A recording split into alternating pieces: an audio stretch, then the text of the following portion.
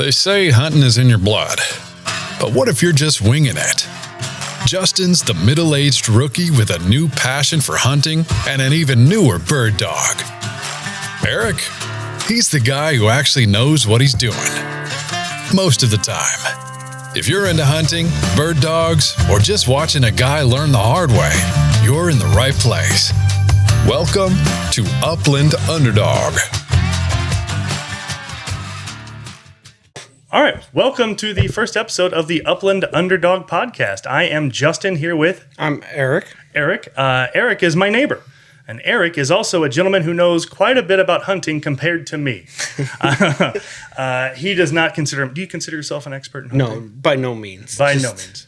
Just an amateur that really enjoys it. There you go. And I am an amateur who knows nothing. So that's what makes us the perfect pair. So, Upland Underdog. What is it? Why are we doing it? Why am I doing it? What's the story behind it? And it's pretty straightforward.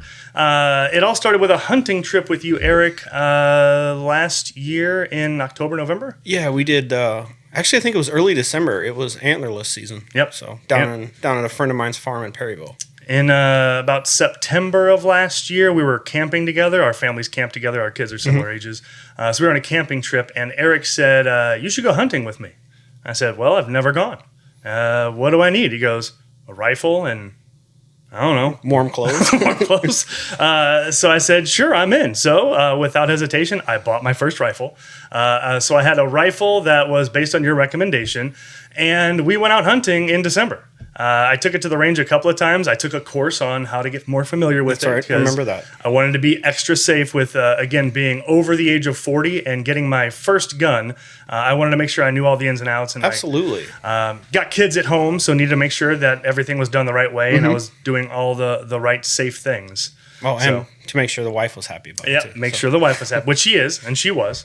So that's kind of where it all started in terms of the hunting bug that got planted. You said, let's go hunting, and I said, sure.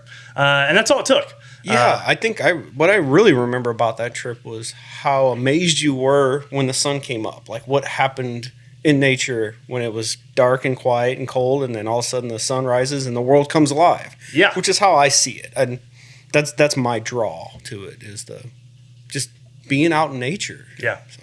Yeah, it was definitely interesting. I heard animal noises. I had no idea what they were. And you said, that's a squirrel. And I said, what the hell is a squirrel sounding like that for? I had zero idea that squirrels would bark like that. Yeah, it was.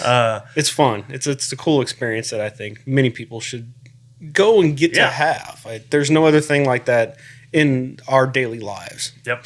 Yeah, and I went to, I grew up in the city. Didn't have anyone in my family that hunted. Never been anti-gun. Never been anti-hunting. Just never been asked. And it's always something that's kind of been intriguing to me, the whole hunting thing. I didn't really understand it when I first started in terms of what do I do, number one. Why do we do it, number two. So those are the two things where I never took the leap myself, because going and figuring that out on my own seemed like questions I wouldn't be able to answer easily if I didn't have someone like yourself to kind of bounce ideas off of and just have a dialogue. Well, it's also more fun going with somebody. Yeah. If you actually end up killing one, it's a lot of work for one person, and just to have another person there, or even just a person spotting for you, it makes it a lot easier than you can absolutely do it all on your own, but it's more fun just to do it with friends. Yeah, agreed.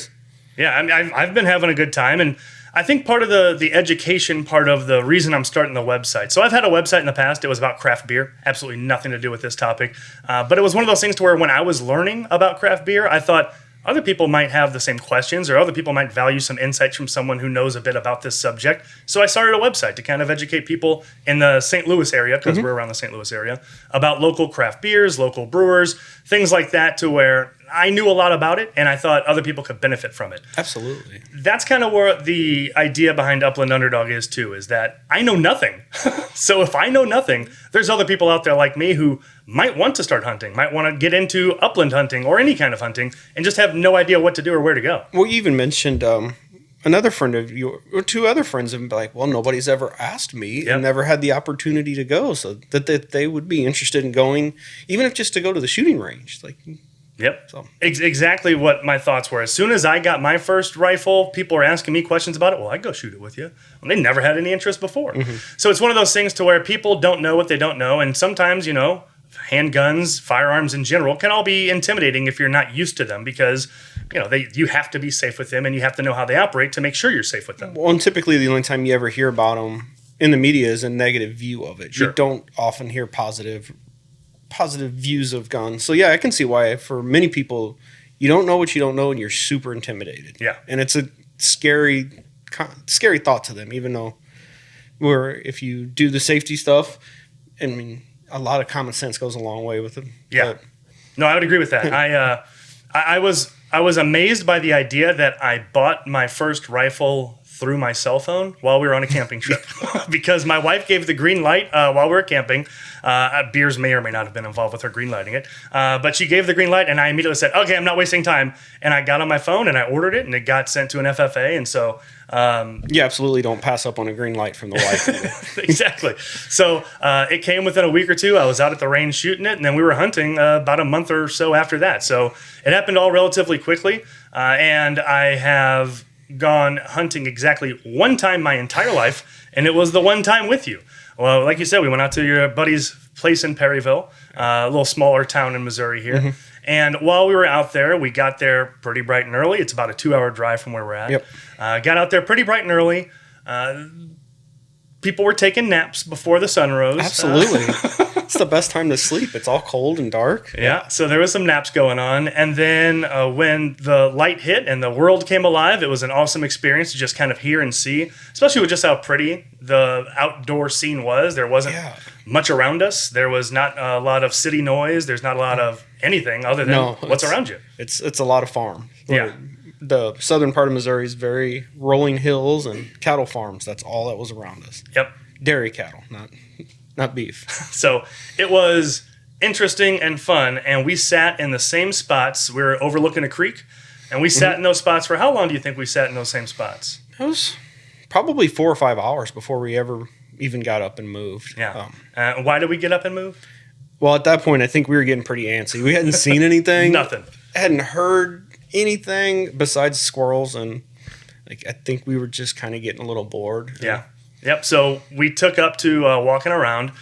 Fun fact: I did not have a sling for my rifle, so I was walking around. What did you say I looked like? You said it looked like a soldier walking through a rice paddy through Vietnam. Just the way he was carrying it. Like if you can picture that image that you'd see on the news, that's 100% what it looked like. Walking through these fields, it was hilarious. Yeah, I have a carbine rifle or a carbine rifle. Whoever people will disagree in the comments if they want to, but so carrying that through the forest or the areas that we were looking for deer was very interesting, and I felt like an idiot. No, much less looking like one. But lesson learned: I did not have a sling for my rifle, and I did not think through that. I had warm clothes and a rifle and waterproof boots that I use for hiking, and that's it. Well, typically we don't want to move, but right. If I'm not seeing anything, what's it going to hurt to move at that point? Maybe we'll at least get something to jump, which we did. Yeah, we actually did get we saw one. And never close enough for any of us to even try, and it wasn't worth it just to shoot at without trying to actually harvest. So. Yep, and we did see one doe the entire time, and it was about 300 yards away, running away from us. Yeah, down across a big giant field. Yeah, so didn't have much luck there. But then we sat around, and because it's property of folks that we know, we were able to have some fun. We shot a handgun that day, just to have some fun. That was my first time shooting a handgun. I did not know where the safety was, so that was always fun. I got handed the gun, and I just pulled the trigger because, again, I'm not used to all the gun stuff. And I was like, it didn't work. Where's the safety? And then Erik reached over and showed me where it was, and I said, oh, thanks. And it was a lot of fun shooting that too. So just new experiences that, again, I just wouldn't have if I didn't say yes to, do you want to go hunting? Yeah, I'm glad you did. I mean, there's a whole different world of things that we even moved on past those that we've gotten to see. So it's pretty cool. Yeah. I mean, for me as a friend, it's really cool. Somebody else to share a passion for something that I like. So. Yeah. Well, again, it makes things easier. I know that. So let's skip ahead just a little bit. So that was when we went hunting for the first time and my only time, looking for deer. Then when we got done, I said, man, even though I never even got to raise my rifle, that was just a fun experience. It was awesome. The idea that I could bring something home, the idea that I could harvest my first animal and say, look, it's like a caveman's type of instinct. It's a very primal thing. Yeah, so it jazzed me up, and I said, this is awesome. You said, yeah, sorry, there wasn't more action. If you like this, though, you'd really like bird hunting. I said, well, I never even thought about bird hunting. I just thought I would go hunting, and that means looking for deer. So when you suggested bird hunting, I was like, I don't even know what that really entails. And you said, well, let's go skeet shooting sometime. So we went skeet shooting in January or February. Yeah, that sounds about right. It was nice and cool. Yeah, I was wearing my hunting jacket that I had the first time that we went, and I'm glad that I did because I was not prepared to have all the shells in my pockets. So I didn't have anything to carry, but luckily that hunting coat that I had deep pockets there. So we went out skeet shooting, and my very first time I shot skeet, I was 4 for 25. Yeah. I remember the disappointment in your face. So I'm a competitive person. I played sports growing up. I played sports, a very small college, Division III, nothing worth talking about. But I love competition. Many pounds and many years ago, I was an athlete, is what I always say. I know that feeling. So the idea that the skeet shooting played into the gamesmanship and skill and hand-eye coordination, I was not expecting it to be as fun as it was. Yeah. Even getting 4 out of 25. And this isn't a bragging thing. How many do you get on average when you go?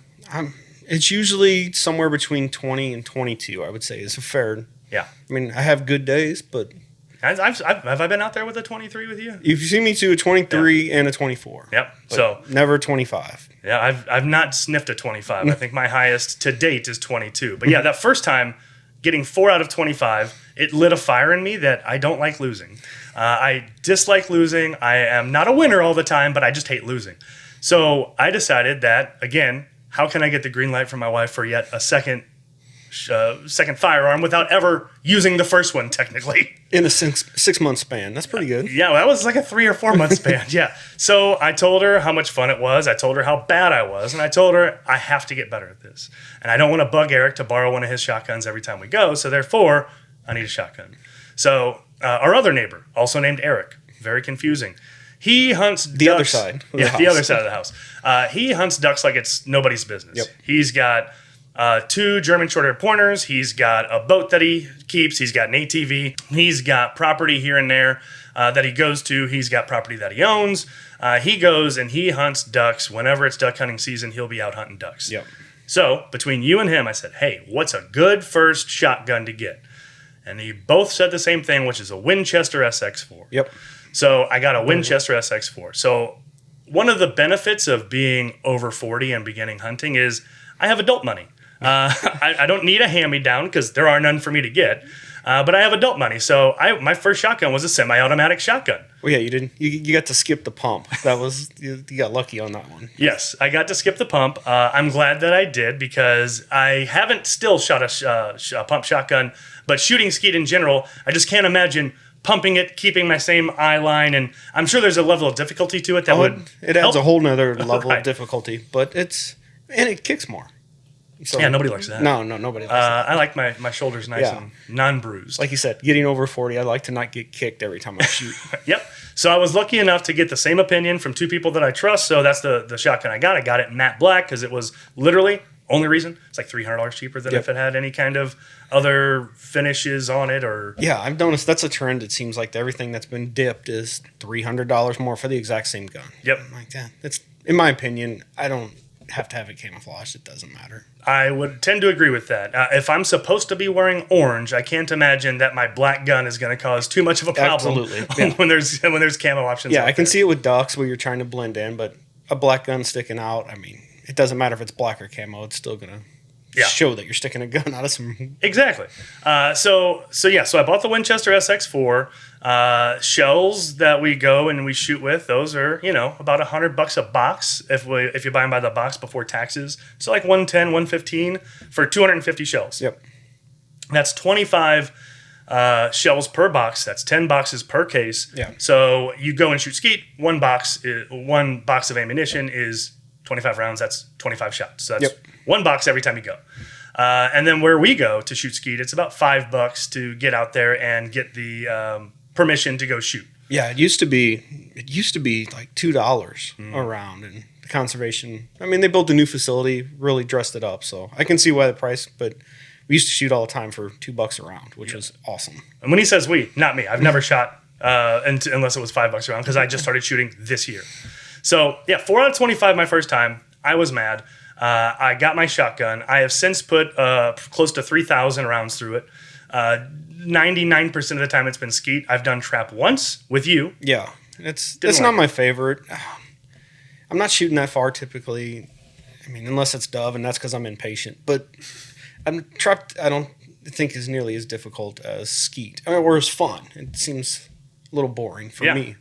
Yeah, so I agree. I didn't like it.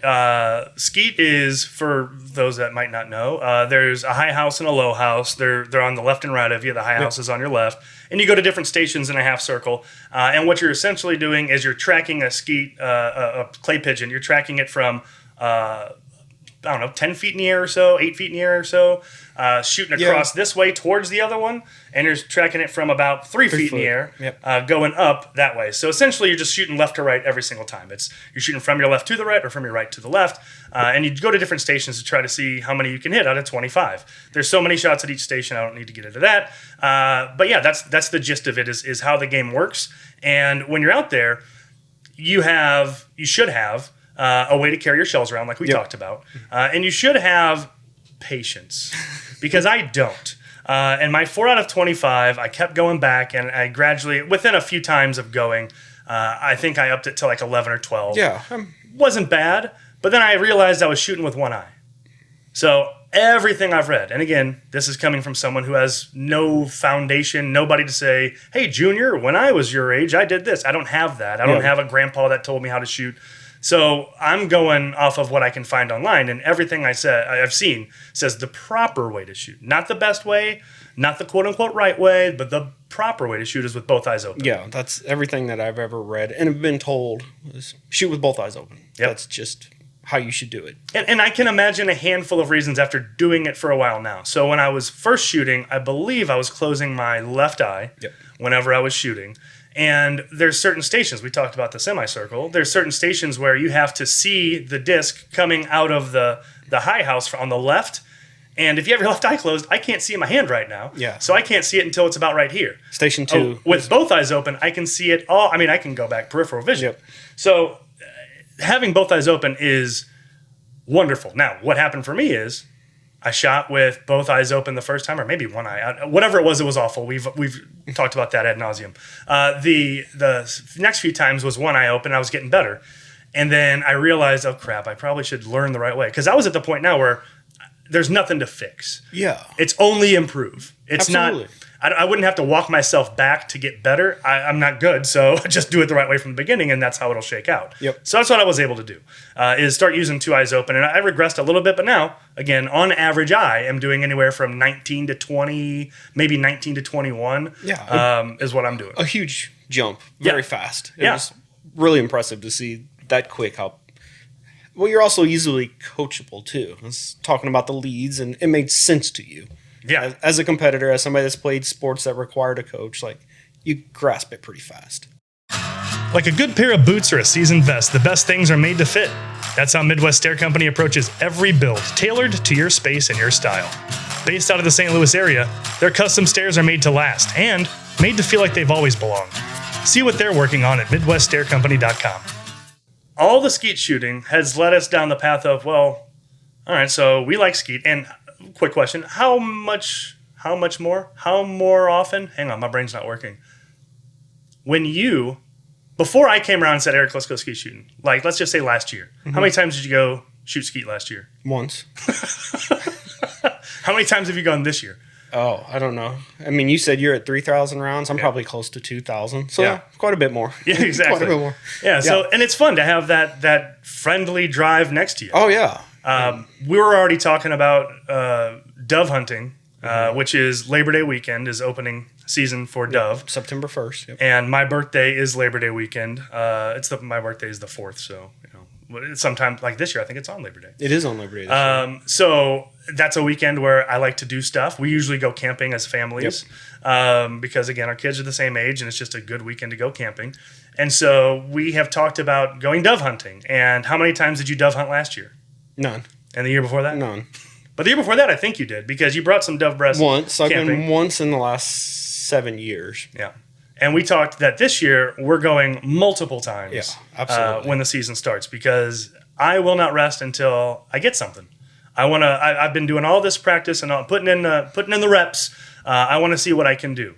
I want to see what it's like, and I want to have that same feeling I had when we were deer hunting of out here having fun, beautiful environment, good friendship, and I get to bring something home for my family. Well, and this, for me, dove hunting is more exciting because, yes, we go out with a group of friends, but you can talk and joke. It's not quite like sitting there deer hunting where you're silent. So, I mean, you don't want to move around because they can't see you, but you're not yelling, but you can at least have a conversation. So it's pretty funny, and you sit there and crack jokes and make fun of each other when you don't hit one, or argue who hit one when 3 people shot. So there's that. And speaking of not hitting one, I was telling you recently that I went to go skeet shooting with my brother-in-law and my nephew, and when I was with them, I did awful.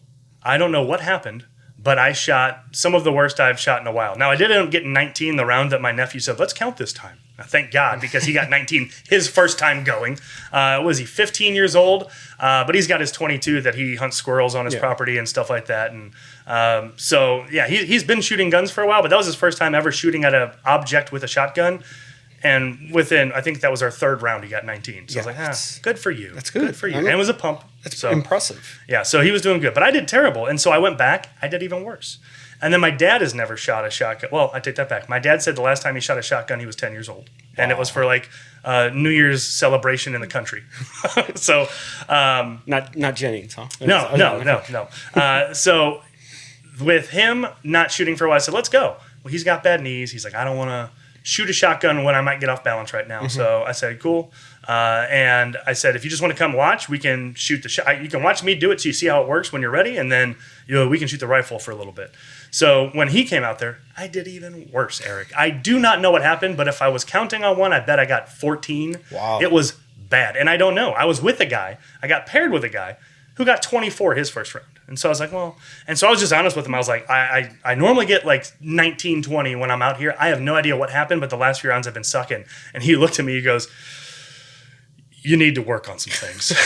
So I asked for advice, but not a full-on critique. Yeah. Well, I mean, but I welcome it because, again, I just want to get better. He told me that I need to aim my hips at the low house on almost every station, which I wasn't doing. He told me I need to work on my hold points, to which I replied, I don't have any. So therefore, I'm sure I do. Because that's part of the game. There's experts in it. It's in the Olympics. So there are, is it the Olympics? I think it's it was. Yeah. I mean, I know it. I don't know if it currently is for trap and skeet, but it was for. Okay. So yeah, it's a very big sport. So there are techniques to it. Just like if I was learning how to shoot a jump shot, I might look at footage of Michael Jordan, or I might look at tips that he's given in the past. Like watch the people that know what they're doing to see what you can do. So I did do that, and I realized that there are some good hold points to use. I went out there, started shooting, figured it out, and said I'm done, but I'm not getting better. And I realize now that I'm not done. I need to get better. I need to figure more out. See, I never heard that for hold points either. I just kind of picked up, felt what's comfortable, felt where I could see down the barrel well, and it's just never really had anybody train me. I had somebody tell me how to lead and how much to lead, but outside of that, just kind of all on my own and whatever felt comfortable. Yeah. Well, yeah, and you taught me enough to be safe, and you coached me enough as you could with me not knowing what the hell I was doing, because it was genuinely just I had to figure it out. Yep. I wasn't doing anything wrong. I was just missing because I was not looking in the right spot or pulling the trigger at the right time. That's what it boiled down to. Or stopping. Yeah, I was definitely, and I still do that. So I have a shot cam now. Spoiler alert. I have a GoPro that I use to take out, and I put on my hat and so I can see where I'm doing. And what I noticed is after every single shot, every single one, I pull the gun down within 0.2 seconds. I go bang, and then it's down. Now, I might sweep it a little bit. I might follow through a little bit, which is very important when you're trying to hit a moving target. But I don't do it all the time. So there's still more that I definitely know I need to work on. And filming myself and having all the extra stuff that I have, again, adult money, is good to help me get better. Yeah, definitely. Yeah, I can see that. Just the video is awesome. So you can look back and review what you do or not doing correct. Yeah.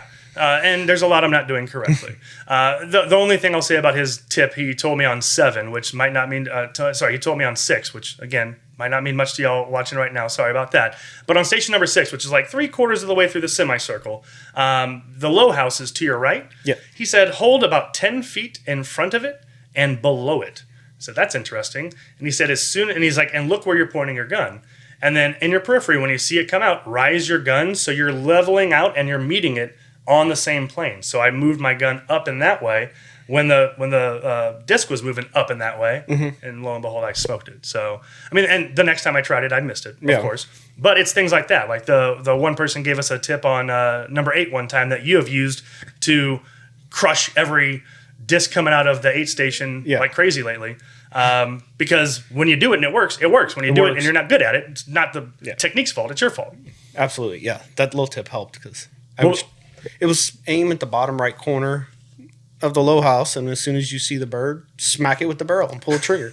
That was exactly how it was described. It sounds kind of funny, but it makes sense. Cover the bird and just blast it right away. Yep.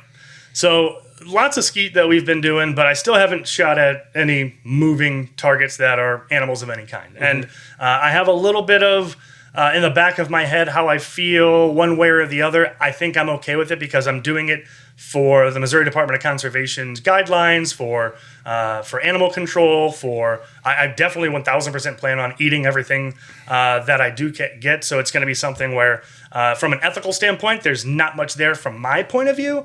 But again, I know that people that are new to hunting or first-time hunting or finding out that their friend who has never hunted is now going to start hunting might have, well, why would you go do that?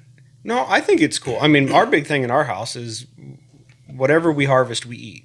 That's just the golden rule in our house. We're not shooting to just kill. We're not murderers. So the fact that you look at that way is awesome because it is something cool to be able to provide from your family with harvesting it from nature, which I use that word specifically because we're not just killing it.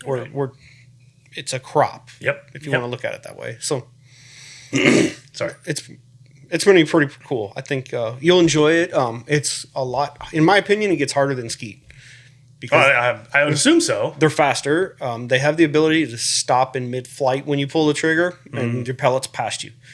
They don't really, but it appears that way. Yeah. So it's even more of a patience game than skeet.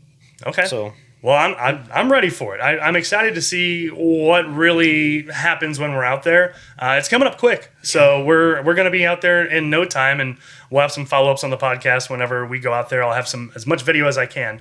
But yeah, I'm looking forward to it. The last thing I'll say before we sign off here for this one is the one thing we haven't talked about this episode that we're going to get into next episode is, I've mentioned it before, I don't do things half-assed. I got a shotgun a few months ago, put 3,000 rounds through it because I hate being bad at stuff. And in the same vein as not doing things half-assed, I decided that if I'm going to be hunting birds, I should get a bird dog.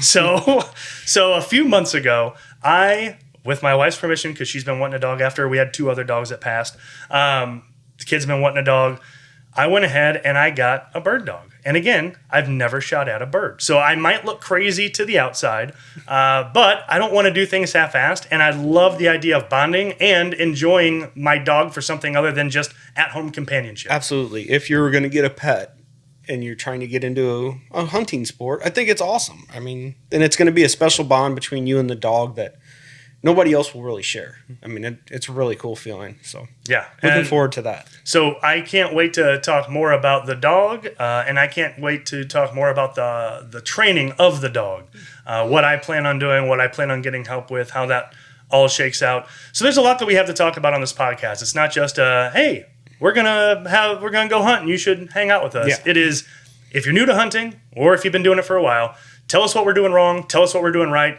Get some tips and tricks. And the other thing I want to dive into in the future too is, what if you're starting out 100% on your own? What if I didn't have an Erik that would say, oh, I have a buddy's farm in Perryville. Let's go there. public land, or how that works for different things. So things to help everybody from all walks of life, whether you've been doing it for 50 years or didn't own a firearm until 8 months ago like I didn't. What can be done to make sure that you are putting a hobby where you want it to be? Awesome. I'm looking forward to more of that because I'm sure there's many people out there that would love to hear the different ways to do it. Because like you said, if you don't have somebody to help you, like, how do you do it? So that should be fun. Yep. So other than that, we are on YouTube. We are on TikTok. Everything is at Upland Underdog, www.uplandunderdog.com. So we've got the website that has some blog posts on there. We're going to continue to put out videos of the different podcasts, but also just videos of us going out shooting or me going out shooting, whoever's with us that day going out shooting. So keep your eyes out for that, and we are excited to move forward and produce some more content. Awesome. Well, thank you for having me. Yeah, man. Well, you'll be here next week, so All right. I'll see you.